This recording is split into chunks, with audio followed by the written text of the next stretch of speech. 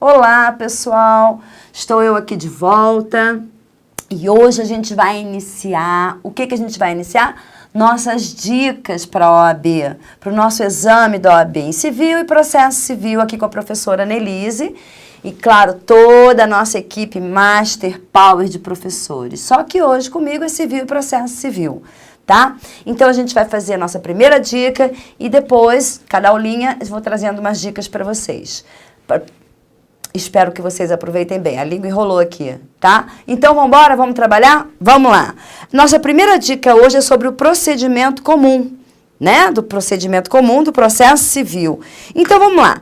Vamos fazer uma questãozinha e aí eu vou explicando para vocês tudo que a gente tem que falar aqui de petição inicial, ó, e de contestação. Beleza? Vamos lá. Considerando as regras do Código de Processo Civil a respeito da petição inicial e da contestação, no procedimento comum, assinale a alternativa incorreta. Muito cuidado, beleza? Por quê? Porque a FGV adora essa história de incorreta e vocês estão na cabeça ali e acabam errando. Mas não vão errar, porque vocês são alunos aqui do Grau Online da OAB e não vão errar mesmo, né? Então, vamos lá, as alternativas. Caso não disponha de todas as informações exigidas pelo Código de Processo Civil para a qualificação do réu, poderá o autor, na petição inicial, requerer ao juiz diligências necessárias para sua obtenção. B. O juiz, ao verificar que a petição inicial apresenta defeitos e irregularidades capazes de dificultar o julgamento do mérito, determinará que o autor, no prazo de 15 dias, a emende ou a complete. C. No procedimento comum, a contestação é escrita e deve ser assinada por quem tenha capacidade postulatória, advogado, membro do Ministério Público ou defensor público. Letra D. O ônus da impugnação específica dos fatos não se aplica ao defensor público, mas aplica-se ao advogado dativo e ao curador especial. Letra E. De acordo com o Código de Processo Civil, a petição inicial será instruída com os documentos indispensáveis à propositura da ação. Agora, antes de responder, o que a gente vai fazer? A gente vai à legislação e automaticamente eu vou dar aqui toda uma dica bem legal para vocês. Vamos comigo? Vamos lá. O artigo 319 diz o seguinte: a petição inicial indicará 1. O juízo a que é dirigida. Gente, não esqueçam, o juízo a que é dirigida é lato sensu, tá? É lato. Não é para você escrever excelentíssimo ao juízo tal. Não, não é isso. Continua sendo excelentíssimo, senhor, juiz, direito, ou egrégio tribunal, tá? É em sentido lato esse juízo, tanto ao primeiro grau, como as ações originárias de tribunal. TRF, STJ, TJ, né, em segunda instância, STF, tudo bem? Então, o que é ao juízo a que é dirigida? É a competência, o endereçamento. Vamos lá. 2. Os nomes, os prenomes, o estado civil, a existência de união estável, a profissão, o número de inscrição no cadastro de pessoas físicas ou no cadastro nacional da pessoa jurídica, o endereço eletrônico, o domicílio e a residência do autor e do réu. Aqui tá bem claro para vocês. Estamos só fazendo uma pequena revisão nessa dica, né? Tá bem claro para vocês que isso aqui é o quê? Qualificação e qualificação completa. Não esquecendo, quando a gente fala da existência da união estável, tem que ter o quê? Ou uma sentença que declarou essa união estável ou o contrato que foi firmado em cartório desta união estável. Só vale com a documentação juntada à petição inicial. Não esqueça o número do CPF ou do CNPJ, se for pessoa jurídica ou pessoa física, né? O endereço eletrônico, o e-mail, não esqueçam também. Agora, há casos que você não tem o endereço eletrônico do quê? Da outra parte. Só que vocês estão fazendo uma situação hipotética. Então, se estão fazendo uma situação hipotética, vocês têm que colocar o quê? O e-mail, tá? E-mail, 3 pontinhos. Né? Porque vocês vão inventar um e-mail, senão serão desclassificados. E-mail, 3 pontinhos. Vamos lá. Parágrafo 1º. Caso não disponha das informações previstas no inciso 2, que é a qualificação, poderá o autor, na petição inicial, requerer ao juiz diligências necessárias à sua obtenção. Ele pode pedir ao juiz que oficie tanto as entidades públicas quanto as entidades privadas.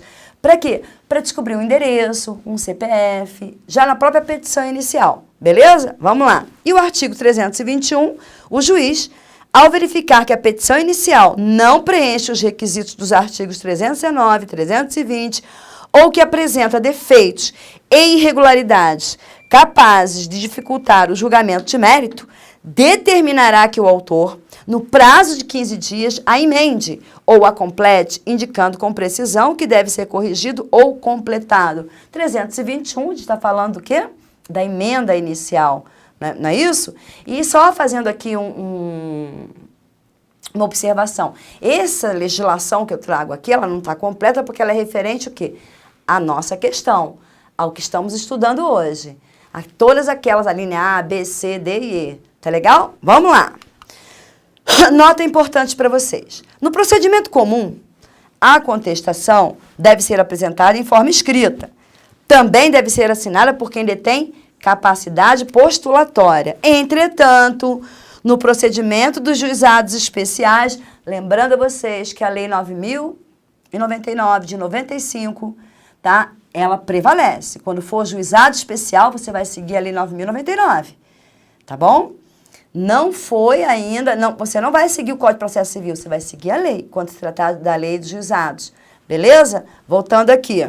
Entretanto, no procedimento especial dos juizados especiais cíveis, quando a causa não ultrapassar o valor de 20 salários mínimos, a parte pode comparecer em juízo desacompanhada de advogado, razão pela qual sua contestação não precisa ser firmada por quem detém capacidade postulatória, podendo ser assinada pela própria parte, mesmo não sendo ele advogado. Está lá no artigo 9º, caput da Lei 9.099, olha lá.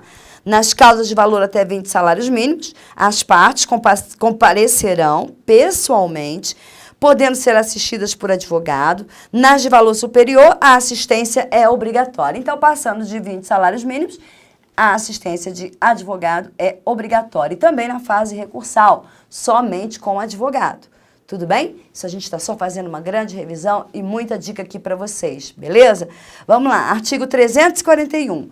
Incumbe também ao réu manifestar-se precisamente sobre as alegações de fato constantes da petição inicial, presumindo-se verdadeiras as não impugnadas. Então, que está falando o quê? Quando ele não impugna, o réu não impugna, torna-se o quê? Incontroverso.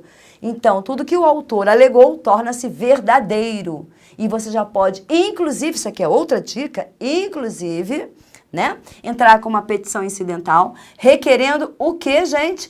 Requerendo já a tutela, que ele já condene liminarmente naquele ponto que se tornou incontroverso. Vamos lá. Parágrafo único. O ônus da impugnação especificada dos fatos não se aplica, ao defensor público, ao advogado dativo e ao curador especial. Gente, o que a gente está falando aqui da negativa geral? Está dizendo o seguinte, esses sujeitos, o defensor público, o advogado dativo, o curador especial, eles podem se manifestar em contestação por negativa geral, nega tudo, sem especificar, beleza? Vamos lá. E o artigo 320, a petição inicial será instruída com os documentos indispensáveis à propositura da ação. Sempre lembrando que esses documentos indispensáveis não se confundem com o quê? Com provas. Documentos indispensáveis é uma coisa, apresentação de provas é outra. Documentos indispensáveis, eu já dei esse exemplo para vocês em outras aulas que nós já temos aqui, né? Em toda essa nossa fase aqui da OAB. Por exemplo, uma ação de divórcio, qual é o documento indispensável? A certidão de casamento. E provas é outra coisa, uma prova testemunhal, uma prova de um laudo, uma prova de um exame de DNA. Então, são coisas distintas, beleza? Vamos lá, então. Agora, a gente vai ao resultado da questão.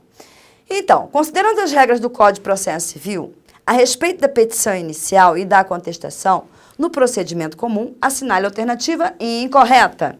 Bom, A. Caso não disponha de todas as informações exigidas pelo Código de Processo Civil para a qualificação do réu, poderá o autor, na petição inicial, requerer ao juiz diligências necessárias à sua obtenção, certa. O juiz, ao verificar que a petição inicial apresenta defeitos e irregularidades capazes de dificultar o julgamento de mérito, determinará que o autor, no prazo de 15 dias, a emende ou a complete. Perfeito. No procedimento comum, a contestação é escrita e deve ser assinada por quem detém a capacidade postulatória. Olha aqui, ó. Advogado, membro do Ministério Público ou defensor público. Perfeita. O ônus da impugnação específica dos fatos não se aplica ao defensor público, mas aplica-se ao advogado dativo e ao curador especial. Está aqui o erro, ó. Errada. De acordo com o Código de Processo Civil, a petição inicial será instruída com os documentos indispensáveis à propositura da ação. Perfeito, acabamos de ver isso aqui no na nossa legislação. Beleza? Agora vamos aos comentários da questão? Vamos lá! Então, a letra A é o que dispõe expressamente o artigo 319, parágrafo 1º do CPC. A letra B é o que dispõe o artigo 321 do CPC. Na letra C, é certo que, no procedimento comum, a contestação deve ser apresentada em forma escrita e também deve ser assinada por quem detém capacidade postulatória. No rito especial dos juizados especiais cíveis, por outro lado, quando a causa não ultrapassar o valor de 20 salários mínimos, a parte pode comparecer em juízo desacompanhada de advogado, razão pela qual sua contestação não precisa ser firmada por quem detém capacidade postulatória, podendo ser assinada pela própria parte, mesmo não sendo ela advogado. Aqui é um ozinho, tá? Porque é no sentido do gênero e não advogada, tá? Aqui bota um ozinho, sentido gênero. Artigo 9º, caput, Lei 9.099. D, ao contrário do que se afirma, dispõe o artigo 341, parágrafo único do CPC, que o ônus da impugnação especificada dos fatos não se aplica ao defensor público, ao dativo e ao curador especial. E a lei é o que dispõe expressamente o artigo 320, afirmativa correta, então, gabarito letra D. Gente, agora a gente vai ficar aqui e até o nosso próximo encontro com uma nova dica. Um beijinho. Tchau!